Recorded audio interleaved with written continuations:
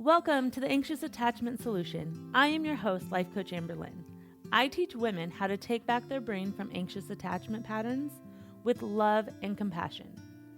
It is my mission to help every anxiously attached woman understand their brain, stop the anxious cycle, and finally feel confident and secure in who they are so they can live the life they want.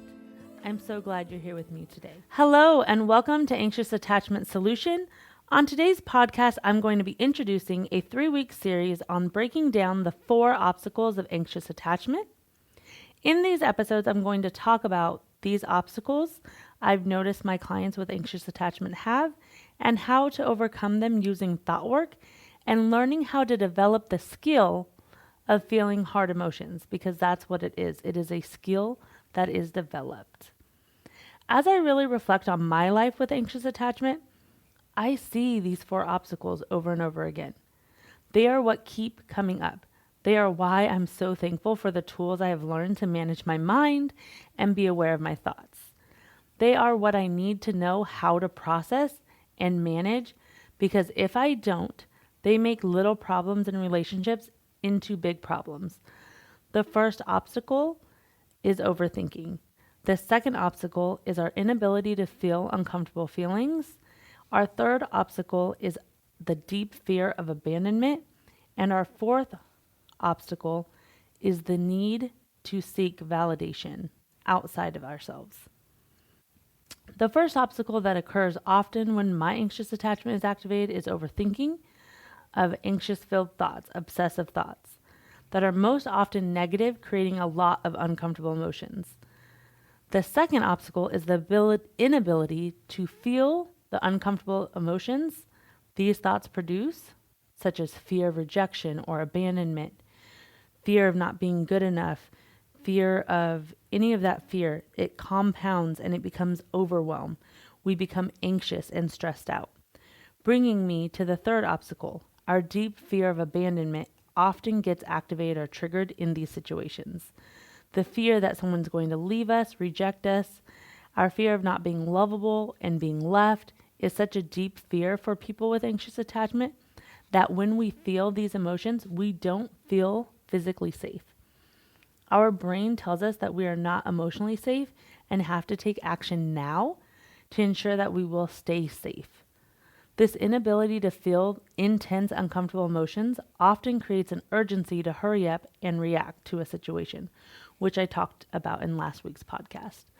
Which leads us to the final obstacle, the need for external validation, the need for other people's approval or praise to feel good enough, to feel loved, to feel secure, and to feel seen or valued. So to recap, the 4 main obstacles people with anxious attachment encounter are overthinking, inability to feel uncomfortable emotions without taking action, fear of abandonment, and seeking external validation. On today's podcast, I'm going to be talking about obstacle number 1, overthinking. So what is overthinking? Well, if you're listening to this podcast, you most likely are no stranger to overthinking. But in case you are new here, welcome. Overthinking can look like several different things. It can look like replaying situations in your head over and over again, analyzing, trying to figure out what happened, what went wrong, what others are thinking or feeling without actually talking to them or involving them in that conversation. It can be analyzing someone's reactions or their overreactions. It can look like your brain is just being mean and giving you unhelpful, anxiety-producing thoughts that go to the worst case scenario, like they're going to leave you. What if something goes wrong? What if they realize who I really am and they leave me? It's all over with now. They don't love me anymore. They won't like me anymore. Did I do something wrong? Are they okay? Overthinking is putting too much time into thinking about or analyzing something or a situation in a way that is more harmful than helpful, creating worry or anxiety. Overthinking doesn't always look or sound the same to everyone. So you have to learn to observe your thoughts and see what it looks like for you. Us with anxious attachment, overthinking is what happens when we experience something that doesn't feel quite right, quote, something feels off, and as a result, we are filled with a lot of anxious filled thoughts that create more anxious filled thoughts. For example, for me, overthinking is what happens frequently when things don't go as planned or there's some kind of problem. My brain perceives something as a problem in my relationship. Triggering events may look like a friend gets upset at me, or I think my friend is upset at me because of my own thoughts about how I did something and their response to me. My partner doesn't respond in the way I think they should respond to something I've said. My partner says something that my brain makes me think I did something wrong. When plans get canceled, when plans change, when things just don't go as I think they should. Recently, my partner told me that the ride home with me was awkward or uncomfortable. I had had a hard time with my toddler and I just shut down. I became extremely frustrated with my toddler and then with myself because of how I was handling the situation, and I became overwhelmed and overstimulated. And as a result, I shut down. She was sharing that she doesn't know what to do when that happens. She can't tell if I want affection or I don't because I shut her out.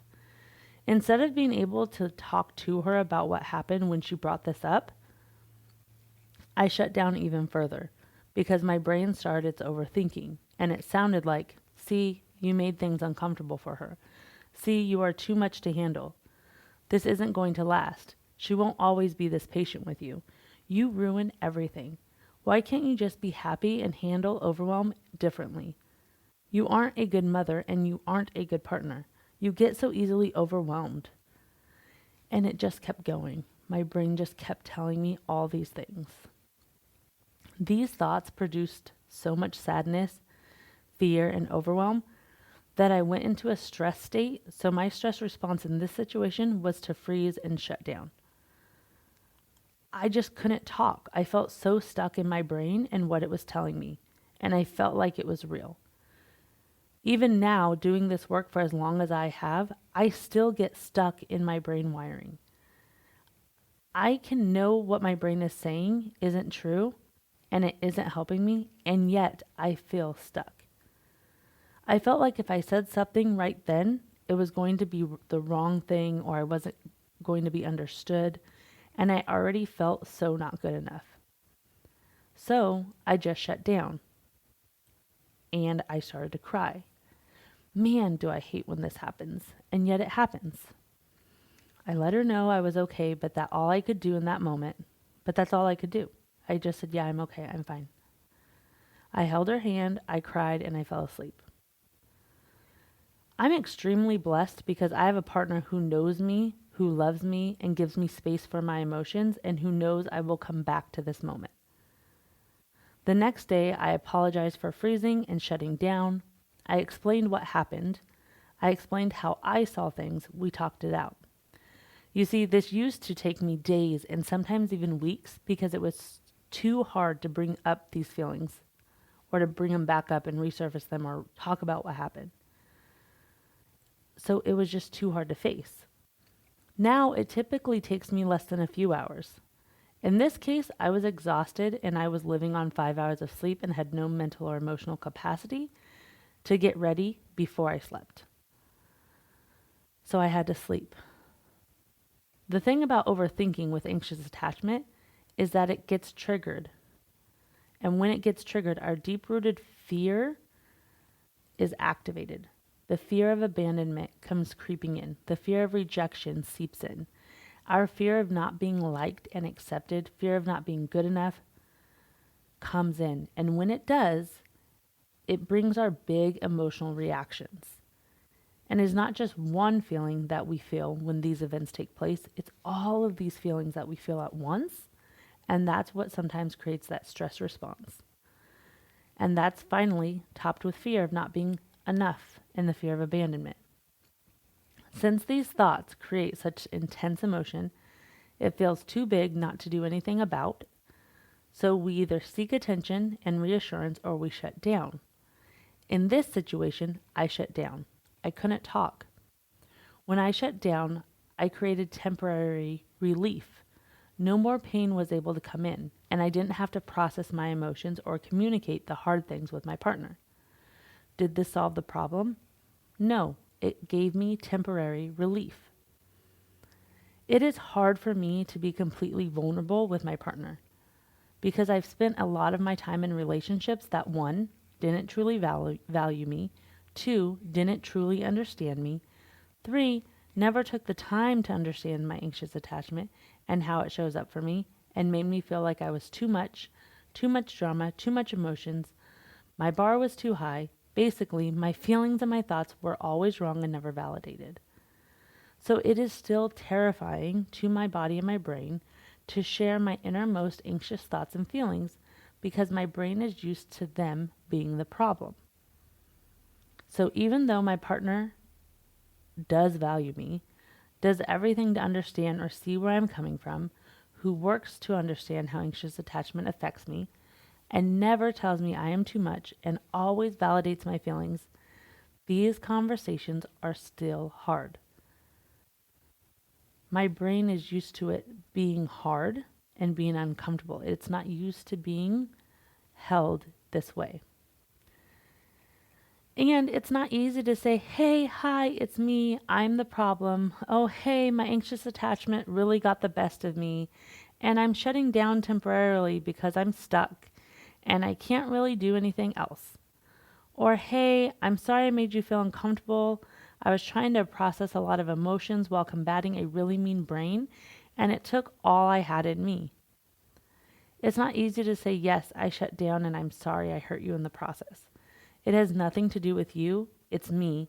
I'm the problem. Here's what was happening for me, and I'm working on this. And by the way, we're not really the problem. We just have a brain that causes some internal problems we have to problem solve. The good news is that it is always problem solvable. When we know it's our anxious attachment, it's always solvable. For me, overthinking thoughts often create feelings of unlovable, fear, which then goes to the stress and the overwhelm, that lead me to seek reassurance or shut down, giving myself temporary relief until the cycle repeats. So what should I do when these situations are happening, you might ask? I should practice saying, hey, my anxious attachment is being triggered and I may shut down or disconnect because my feelings are too intense right now. I just need time to process my emotions and then I can come back and talk about this. Thank you for being there for me. When you take time to process what is happening and you write it all down, do a brain dump. Ask yourself, what just happened? What is your brain making this mean? How does it make you feel? What does it make you want to do? Will this give you the result that you want? In this example for me, what happened, I would write down, partner said the ride home was uncomfortable or awkward. I can't remember her exact words. My brain is making it mean I'm not a good partner, I'm not good enough, and she's going to leave me. It makes me feel stressed out and overwhelmed and not good enough. It makes me want to shut down and stop talking and disconnect because these feelings are just too much. Shutting down is a temporary relief, so no, it's not what I want to do. It's not going to be what helps me. I know communicating with my partner is what I really want to do.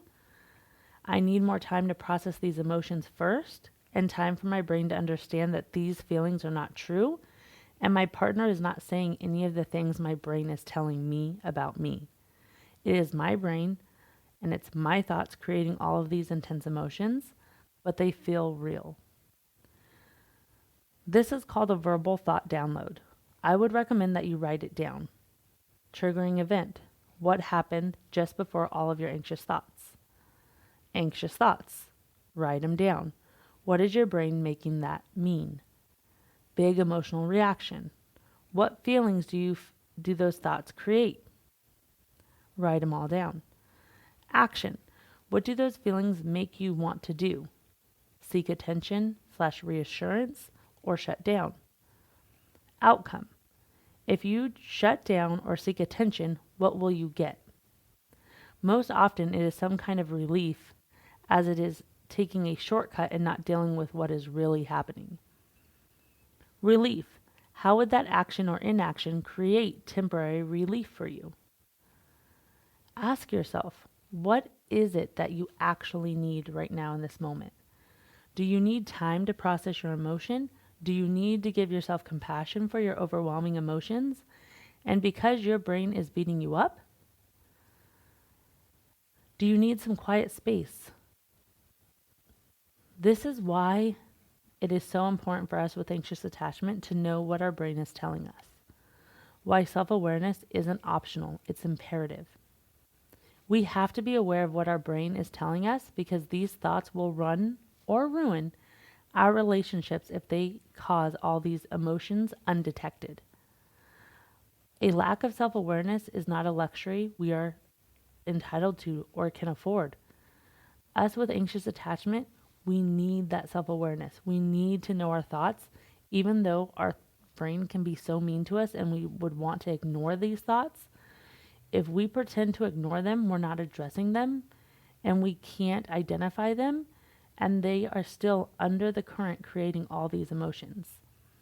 If we don't know what our anxious attachment cycle looks like, if we do not know that it is our thoughts that are creating these intense emotions and fears, if we are not aware of our thoughts, we will think it is the triggering event that is causing the problem. We will think our partner is the problem. We will put blame in the wrong place and we will not problem solve for the effective solution. If I was not aware of my anxious attachment cycle, if I was not aware that my thoughts create my feelings, if I was not aware of all my anxious thoughts, if I was not able to know the difference between thoughts that are true and the thoughts that my brain just likes to throw at me when these events happen, I would have blamed my feelings on my partner and her communicating her feelings. I would have made this misunderstanding about her not understanding me, and either made her reaction to what happened the problem or made me the problem by agreeing with all the mean things my brain was saying. To put it simply, when we don't understand our anxious attachment cycle, when we are not aware of our thoughts, we make problems bigger than they are. We place blame where it doesn't belong, and we justify or get defensive instead of getting curious. Since I'm aware of my anxious attachment cycle and I'm aware of my thoughts, I knew what was going on. I still got stuck, but I understood what was happening, so I didn't put the blame on myself or on my partner. I saw my thoughts. I felt the emotions. I shut down temporarily, processed my emotions, and communicated as soon as I was able to. Don't know what your anxious attachment looks like?